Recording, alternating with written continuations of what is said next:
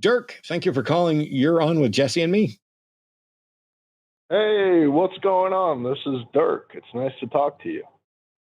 Hi, Dirk. How can we help? Well, I'm calling to talk to you about the logical impossibility of there being no God. Okay. How is it logically impossible? Sure. So we'll start off by saying it's statistically impossible or highly, highly improbable, the fact that you yourself, Matt, exist. That's not true. That? That's not true or relevant. So that's not necessarily true. I'm sorry. I'm trying to explain it. If you give me a second here, I know there's a delay. Ahead. Thank you. I appreciate the permission here. A statistical impossibility is irrelevant to whether or not something is logically impossible. What I need you to do is define God and explain why God is logically impossible. I gave you an opportunity to do that, and you started off by saying that my existence is statistically impossible. I don't accept that. It may be statistically... Well, cool. If you just called in to make assertions instead of defending something, this is not going to go well. I would agree that it is, for any individual, statistically unlikely when viewed as an intended result, but it may be statistically inevitable in a deterministic universe that I exist. So what I need you to do is tell me what God you're talking about and how it's logically impossible for that God to not exist. Well, let me ask you this one, Matt. No, Dirk. I'm going to have to mute you because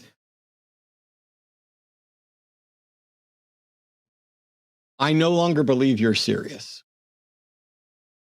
And it's really annoying because I would love to have my co-host jump in and ask you questions, but you don't seem to be genuine here. And that's a little frustrating for me. And I'm going to explain why. And I hope I'm wrong. You called in to demonstrate that it is logically impossible that there is no God. You started off with something that is irrelevant to any case because logical impossibility and statistical impossibility or improbability, more accurately, is irrelevant to whether or not something is logically impossible. Logical impossibility. Well, I'll get to that in just a second. And I've asked you now to tell me what God you're talking about and demonstrate how it is logically impossible for that God to not exist. And you decided to take that opportunity to say, let me ask you a question. No, sir, you don't get to ask me any questions. No question you could ask me and no answer I could give is in any way part of a logical argument demonstrating that any God is impossible. So I'll ask you this.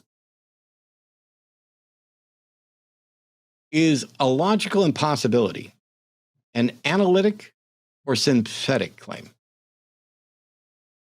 Well, let me say this. Maybe logical impossibility. No. I asked a question, Dirk. Is logical impossibility, is that an analytic claim or a synthetic claim? Well, the unmute noise keeps cutting off your question. Well, I'm sorry. I can't try it again. Is a logical impossibility, is that it, to state that something is logically impossible, is that an analytic statement or a synthetic one? Well, what do you mean by a synthetic statement? Yeah. I don't know what that means. Okay. Congratulations. Thank you. I want to see if Jesse has questions for you, or if Jesse's willing to entertain your stuff, because you don't know what you're talking about on the subject of logical impossibility, and those who do just saw that. But I want you to be able to make some sort of case. Fine. I'm calling to chat with I'm sorry. I don't know why you're speaking. I don't know why you're speaking while I'm trying to explain what's getting ready to happen. I would like for you to make some kind of case. I'm sorry, we're not having a conversation. So please stop talking while I explain to you what's going on. You're not going to get under my skin. I've already beaten you. You are defeated. You stand whimpering before me. But in my mercy, I am going to allow you and my co-host to try to engage to see if anything productive can be redeemed from this. Because you are very difficult to take seriously.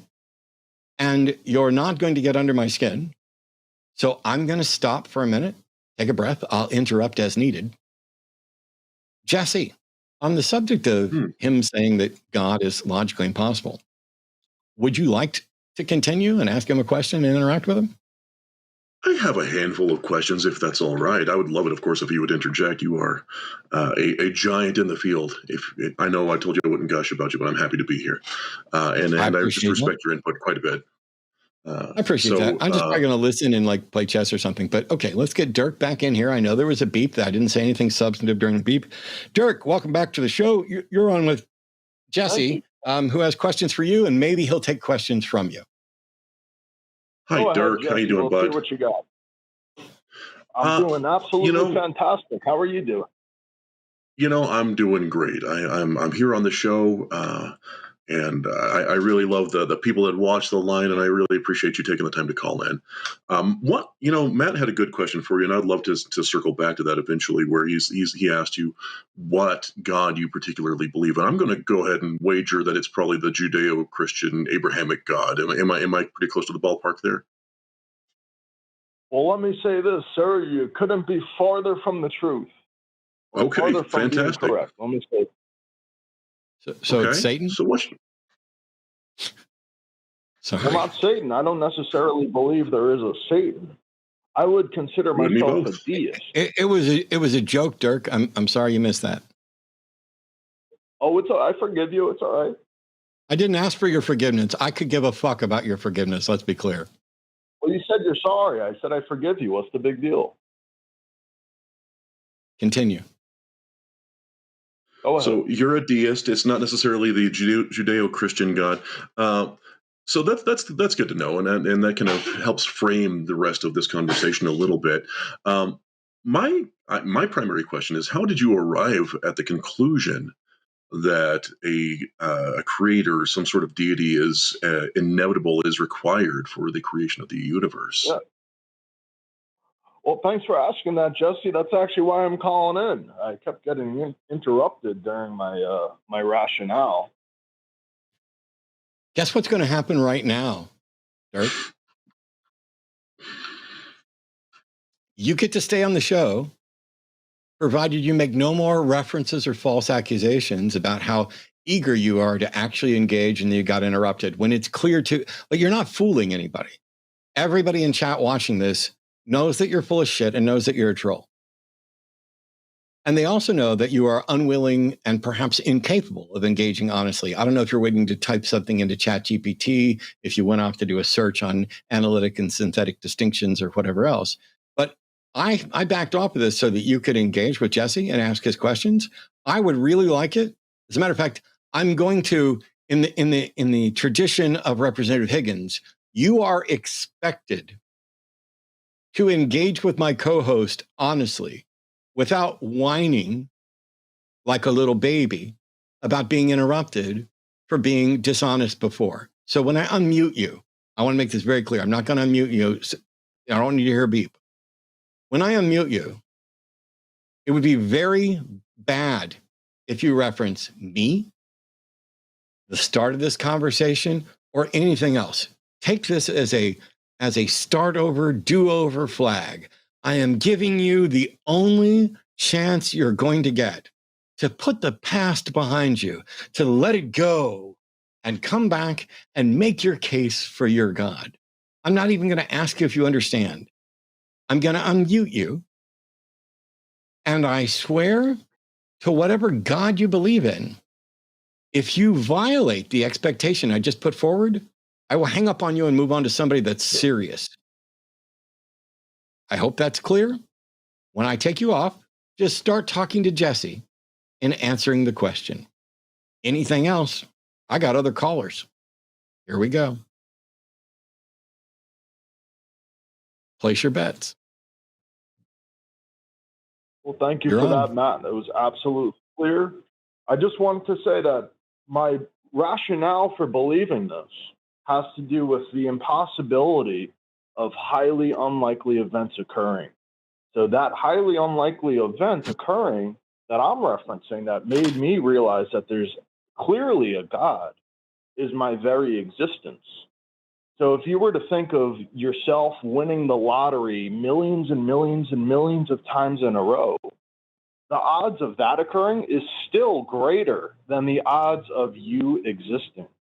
So only somebody who doesn't have the capability to reason and the capability to deduce the highly likely scenario of there being an external force driving these highly unlikely things, it's very rational to assume that there's an external creator that made these highly unlikely things happen. So, yeah, I've heard kind of that same argument. I'm sorry, go ahead. I didn't mean to interrupt you. Well, sorry, I was just topping it off. That's really the reason that I believe there's a God. I like a good top off. So what I was going to say is I have heard the expression, the likelihood of you existing, and people have actually put the pin to it. We've mapped the human genome. We don't necessarily know what every gene and every allele does, but we know cumulatively what's there, and people know roughly what percentage of your likelihood to exist is. And you're right, it's astronomical. But as Matt touched on earlier, and concisely, and with a great deal of finality, me existing as an objective is very low, but me existing as an eventuality is extremely high. It's close to 100%, because we are just expressions of various generations of horny apes having sex with each other. And so when you were using the term unlikely a lot, and unlikely may be unlikely, but it's not the same thing as impossible, or it's just improbable. So it's weird that you would make this jump from this improbable event led to an impossible conclusion. Right. And so when you're talking statistics, even statisticians would admit that something so highly unlikely is essentially impossible. So the event I said before of a person such as yourself winning the lottery billions and billions of times in a row is technically possible, but no person with a rational brain would consider that to be, just something that can actually happen. So in reality, that's the second time we've used that. Sure, and that's the second time we've used that example. Why would you go to that? Because that's not necessarily more likely than our existence. That's not necessarily more likely than the formation of the. Likely. I don't believe that's accurate. I believe that's something that someone said to you, or perhaps that you read, but it's not true. No. I've never read this. This is a unique thought that I've had, and I think you could come to the same conclusion as well if I give you a very simple scenario. You want to maybe go through that scenario with me? If we can keep it brief, I think that sounds great. If not, it sounds like we do have some other callers. Okay, go ahead. Let's hear it. I want to hear it. I'll change my mind, buddy. Sure. So would you agree with me that you would not be here if your parents never met? That seems likely correct. Right. And would you agree that your mom, every single decision that your mother has made led her to meeting your father? Would you agree with me there? Largely, yes. Okay. And would you agree with me that that same scenario applies to your father as well? Sure. So every single decision your father made led him to meeting your mother. So take Correct. those crazy odds, right? So every single micro decision that you made, every choice of lunch spot that you went to, every single decision to, order a coffee as opposed to tea, or brush your teeth at 3 p.m. instead of 2:50 p.m. Every single decision that person made led them to meeting your father or your mother. So those insane odds apply to not only your parents, but your parents' parents, and your parents' parents' parents, and your parents' parents' parents' parents, all the way back to the amoeba. Do you understand the impossibility of all of those events lining up in a way where you personally exist? The reason that's not impossible, though, is because I wasn't the goal. I was happenstance of horny apes having sex with each other. No one planned me. I happen to exist. It's like dropping a dish and watching it shatter and being like, oh, that piece statistically was impossible. So? Well, hold on. Hold on, though. We're not talking about if it's special that you exist yet. We're simply talking statistics here. And the statistics, you were saying you don't necessarily think winning the lottery billions of times in a row is a higher likelihood than you existing. Do you see now why it is a much higher likelihood, being that it's basically impossible to even calculate the probability of what I described before, when it is very possible to calculate the probability of winning the lottery billions of times in a row? It's easy to calculate. It's incalculatable. It's 1 times 10 to the you exist. Never mind. It's all right. Keep going. I'm sorry, Matt. No, it's fine. So it's not, though, because again, you're trying to see if you were trying to make Jesse Jerdak from that point of an amoeba, yeah, it's probably just as unlikely. But again, I wasn't a predetermined goal. I was a happenstance. I'm a thing that accidentally exists. I think you're missing the point, though. You're saying the odds starting from the very beginning, so looking out into the world and saying, I'm going to create whatever your name is, Jesse, whatever. But I'm saying, looking at the present, you do exist, and all of these other things had to happen for that to be the case. So you can either think to yourself, I get hey, that. I just don't think it matters. Just random chance, and this is just apes having sex a bunch of times, and now I'm here, and it means nothing. Or you could maybe use your rational human brain and say, hey, maybe there's something more to this. Maybe there's an external force that actually kind of guided me to being here. And maybe there's some sort of purpose to life as opposed to this just being a random void of nothing. Well, if I had any evidence of that, I would adopt that position. But unfortunately, I don't. And this is a thing that you're inserting into the equation, that I was for some reason a goal and that you were some reason the goal of this. But I don't hold that position because I have seen no evidence to support it. So, okay, so you say there's no evidence. So let me ask you this. If you, Jesse Dirk, or I forgot your last name, but whatever. You could just call me Jesse. It's okay. Jesse's good. Jesse, if you, Jesse, won the lottery 10 billion times in a row, what would you think? I would think it was wild because I don't often play the lottery. But I think also would say that's statistically impossible. You know how long somebody would have to live to win the lottery 10 billion times in a row? Let me ask you this. Let me ask you this, Dirk. No. Let me ask you this, Dirk. If I take a deck of cards, there are 52 cards in a standard deck, and I shuffle them up. How many different ways can that deck? I didn't ask you if you understand it. I hadn't gotten to my question yet, Dirk. Well, you didn't answer my hypothetical. You're dodging it. I'm not here to answer your hypothetical. I'm here to host a show, and you're boring. I'm here to host a show, and you're boring. I'm here to host a show, and you're boring. So I'd like you to answer my question. Okay, let me try this again. How many different ways can this deck of cards, after being shuffled, trillions? How many? Trillions. It's way more than trillions. It's an astronomical number. It's 8.066 times 10 to the 67th power. It's 1 in 52 factorial. It is a greater number of combinations than there are stars in the universe. Now, if I take this deck of cards and I shuffle it up and I let you shuffle it up and I deal out all of those cards, and they are all completely in new deck order, ace through king, king through ace, king through ace. The odds of that outcome are exactly the same as every other possible order. The only difference is that you look at one of those. Please stop talking. I don't need you to say right. Wait till I'm done. You're looking at those. In a normal conversation, that would be nice. In this, where there's a delay and everything, it's not nice. I'm just telling you. In this scenario, you are picking out one combination, me, Jesse, you, and saying, wow, it's incredibly unlikely that I was here. No, it's inevitable that you were here. In the same way that when the sperm and the egg met and fertilized, you began in a genetic sense, and the genetics are essentially dictated.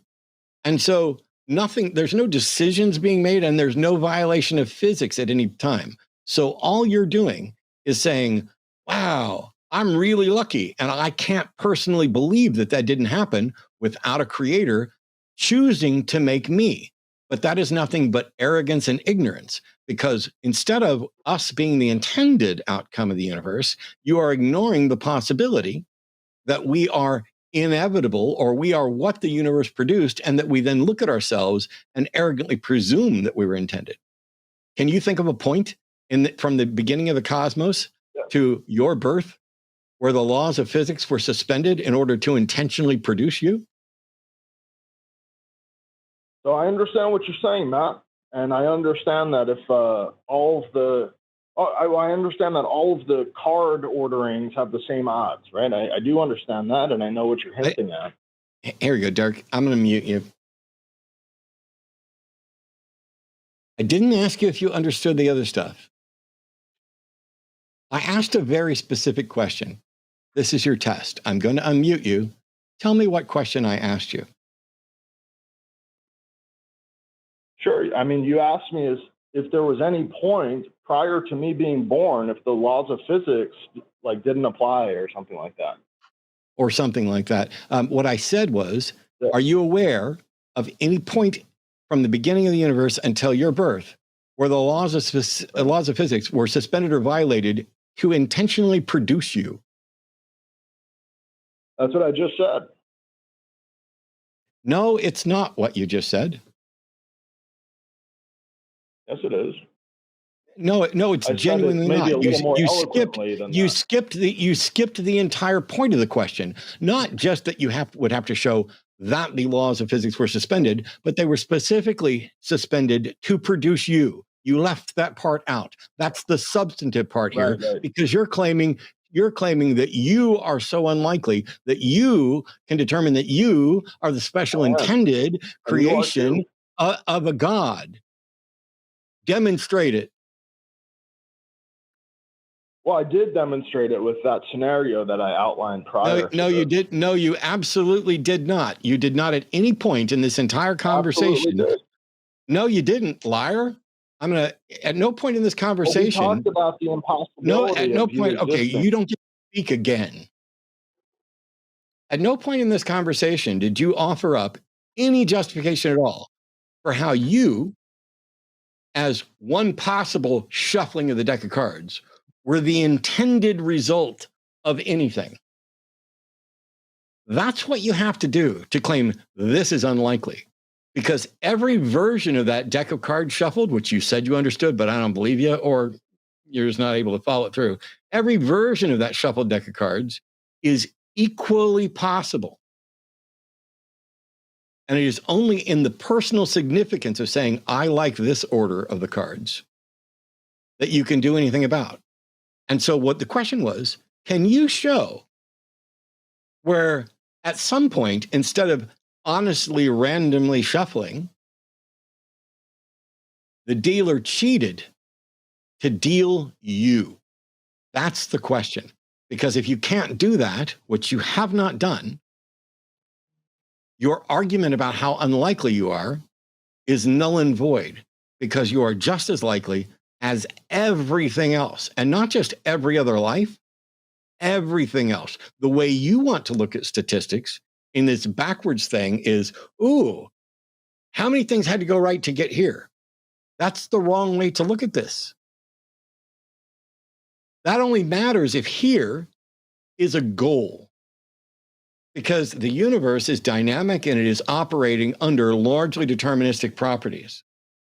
It either is going to come into existence and sustain and grow or not. It's either going to produce life or not. That life is going to interact and propagate or not. Oh, you laughed. Cool. Well, I did say you weren't going to get to talk again. Did he drop? Yeah, he dropped. Good for them. All of those things have to occur. But some of them, if not all of them, were inevitable, depending on how deterministic the universe is. Yes, Jesse, your parents had to meet. And that means that everything they did, including how they brushed their teeth that day, so that everything led to whether or not, and maybe they met, but they didn't have a chemistry because somebody didn't brush their teeth right, and they didn't want to. I don't want to kiss you, and then all of a sudden we don't get a Jesse. It's amazing. Yeah. When you should go learn more about statistics, Dirk. And also, I'd recommend reading a book called Innumeracy that will help you with your terrible understanding of mathematical probabilities. And you should also look into what logical impossibility is and the distinction between analytic and synthetic statements, because you literally said, I say literally when I typed it up, but that you believe God, it is impossible for there not to be God because of highly unlikely things. And then you shifted to, well, I don't mean logically impossible. I mean, what a statistician would call essentially or effectively impossible. Yes. So what you mean is it seems really unlikely when you do it your way.